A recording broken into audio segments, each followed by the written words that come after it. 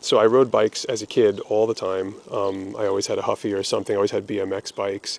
But I didn't have an adult bike, I think, till I was probably in my early 20s. And I rode it like I was a kid again. And it was great until, I don't know, in my early 30s, I just completely stopped riding. And I moved from Brooklyn to Richmond. And it was this really dark, shitty time. And but then in 2010, I was living here full time, and I always knew what an alley cat was, but I'd never done one. And for some reason, I was just depressed, and I was like looking on Craigslist because I was bored, and there was an alley cat starting like a block from my house, and so I just showed up there on a completely inappropriate bike, wearing completely inappropriate clothes. I'd never done one before, and like it was just all these like local idiots who I knew from around, and all these people who I liked but didn't really know very well. And I just did the alley cat, and like this girl, I was faster than she was, but she got more points than me because she had some like roadkill in her bag, and I'm like still friends with her 5 years later, you know. And like I think everyone I know in Richmond, I know through bikes,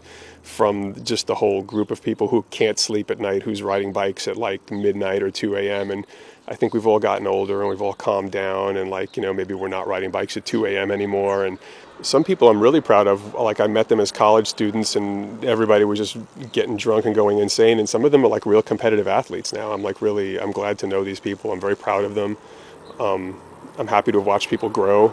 I also think that cycling really like saved my life at some level, because pretty much everyone I know through cycling. I know that you can, if you're feeling bad, you go out and just hammer it, and it just burns off the crazy for whatever reason. You know, the way to just burn off whatever crazy you have is just get out there and hammer it. And it's helped me a lot. You know, I'm not competitive. I don't want to make a job out of it. I don't want to train, but I really think cycling saved my life. And Richmond was like I love this city. This is like where I grew up in Brooklyn. It's the same sort of thing. I really could not have asked for a better place to be, and I didn't plan it that way.